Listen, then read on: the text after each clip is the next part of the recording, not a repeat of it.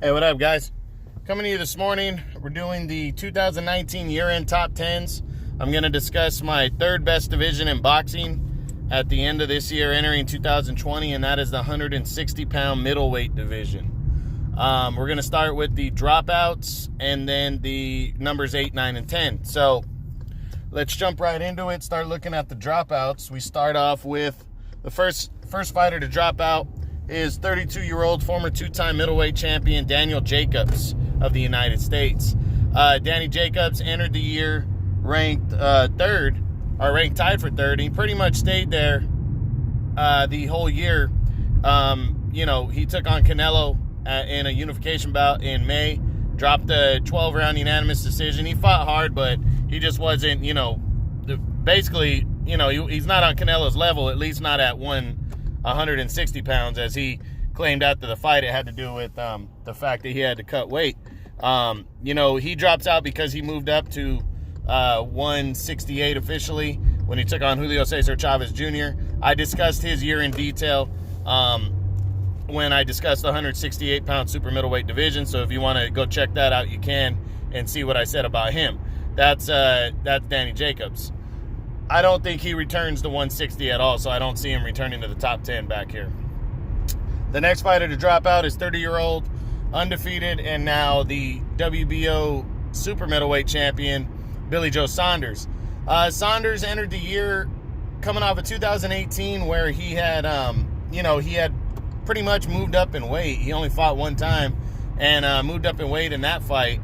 And, it was just projected he was going to end up moving up, and he did. He didn't fight at all at middleweight in 2019.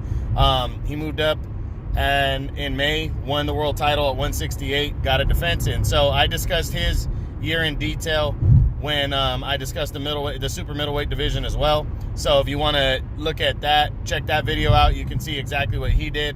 Saunders, another guy, I really don't see him moving back down to 160 at all. I can't see that happening. He's a big guy, and I think 160 was tough for him to make.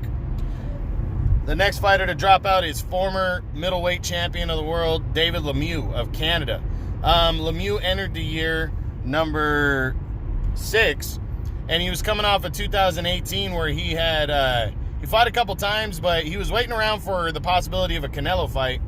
When that didn't happen in September, he fought on a Canelo undercard against Spike O'Sullivan, and he destroyed O'Sullivan in only one round, in the very first round. But Lemieux looked really big in that fight. Looked like after he made weight, he really ballooned up. He looked a lot bigger than O'Sullivan, knocked him out. But, he did make the weight, so no issue there. He was in line in the WBA's number one contender, but then he blew that when never coming back down for the middleweight limit. I think he was trying to come back down in December and face a good name opponent, and he had to pull out with not just struggling to make weight, really cutting the weight. So he decided in 2019 that he was going to move up to 168 officially and finally. And the thing is he suffered a couple injuries. He was supposed to fight on, I believe, in May. He got injured, so he had to back out. And then he just never got things together until December, when he fought on non-television. He wasn't on television. He fought in December against former world title challenger Max Bursak, and he struggled. He had been out of the ring for about 15 months. He struggled with Bursak, ended up walking away with a 10-round split decision in that one. But he just stayed busy pretty much. So he's not ranked in my super middleweight top 10, even though he's fighting up there, but he did drop out because of that. I don't see him returning to middleweight, but I think Lemieux could make a dent at 168, but he hasn't done anything major in the last 3 years, so that's why I haven't ranked him in the top 10 up at super middleweight. So hopefully he makes a splash at 168 and can break into the top 10 up there, but he's definitely not coming back down to middleweight at all, so don't expect that. And the final fighter to drop out of last year's top 10 is former world title challenger Maciej Sulecki, he's 30 years old. He entered the year at tied for 10th. And he pretty much stayed in that zone all year, and then he got a golden opportunity in June to challenge for the WBO title against Demetrius Andrade.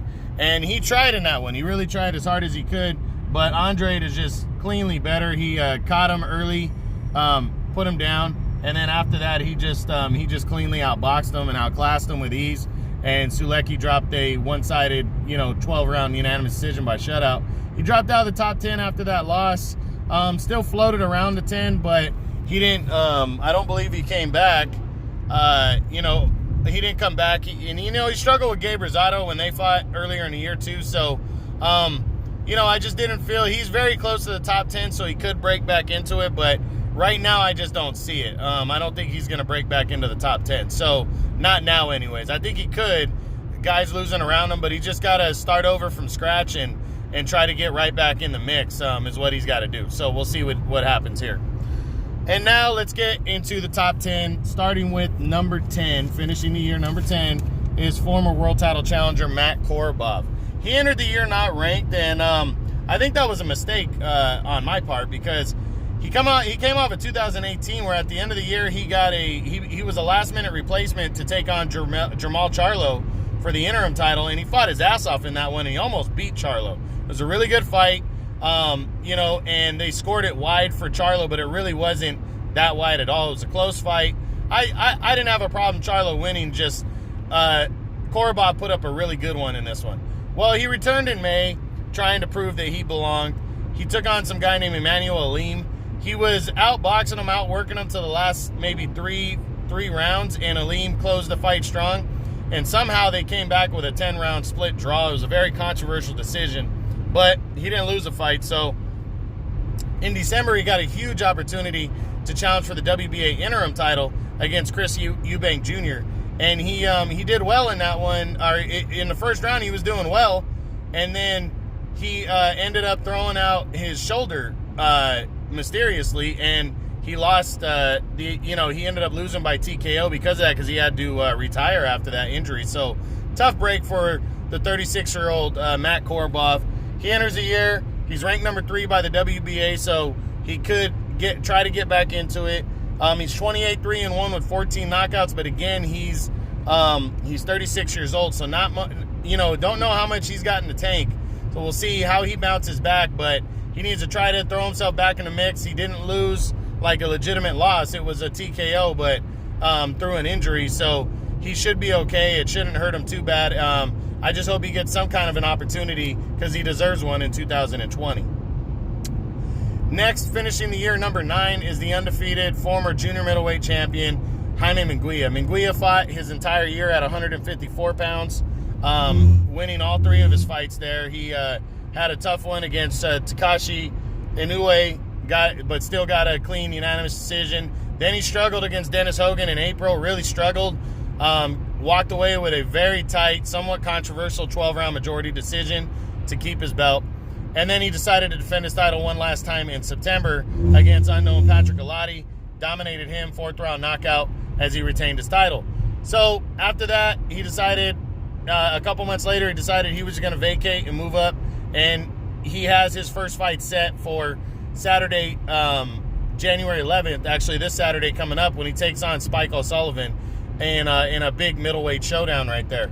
I think Munguia is going to roll through O'Sullivan, and then after that, we're going to see. We're going to see how he does against O'Sullivan first. If he doesn't knock O'Sullivan out, they're probably going to string him along slow at middleweight in 2020. But if he rolls right through him, we could see Munguia fighting for the world title against Demetrius Andrade later in the year. I think that's a fight that they might want to test Munguia against, is Andrade, because he's the guy nobody wants to fight. I don't think Munguia would be afraid to fight him for the title, and then we just got to wait and see. So hopefully Munguia has a big year at middleweight to put himself in line for a possible showdown with Canelo Alvarez later, either late in the year or early in 2021, or sometime in 2021. But he needs to start now and really make an impression. He's got Spike O'Sullivan January 11th. Again, he's a former champ from 154. He is only 23 years old, very young. 34-0, 27 knockouts, a lot of power. And he's actually the WBO's #1 contender. So he might be able to mandate a world title shot against Demetrius Andrade this year. So we'll see. And now finishing this video and finishing the year number 9 at middleweight is the former WBA champion Rob Brandt of the United States. Brandt ended the year coming off of 2018 where he scored a monster upset, a 12-round shut-down unanimous decision over Ryota Murata in a big-time upset, but it was a one-sided where he really beat up Murata and captured the world title. Well, he had a mandatory rematch clause in the contract, but he got an optional defense first in February, and he dominated an unknown fighter named Kaysan Basingurov, dominated him, 11th round TKO impressively. Then he had to cash in on that mandatory rematch with Murata, and in July, the two would lock horns again, where I actually picked Murata to beat him again. Picked Brandt to beat Murata again, and Murata just caught him. He hurt him in the first round. Second round, he hurt him worse, and Brandt just could not recover. Referee jumped in, stopped the fight, and Murata regained the title, taking it from Brandt. But Brandt had a third fight, a rematch clause in the contract for this one as well. So they were going to fight, but Murata asked for an optional defense. Brandt took step-aside money, and now, and Murata went forward with the defense in December.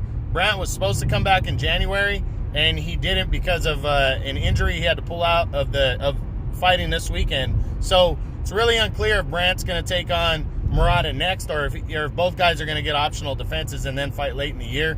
I hope that fight's next because I want the winner to really push forward and do something else. But I'm looking forward to a third fight. I think Brandt could beat him if he stays away and he boxes like he did the first time, and we'll see what happens. So it should be good, but he needs to beat Murata, regain that world title to have a big year.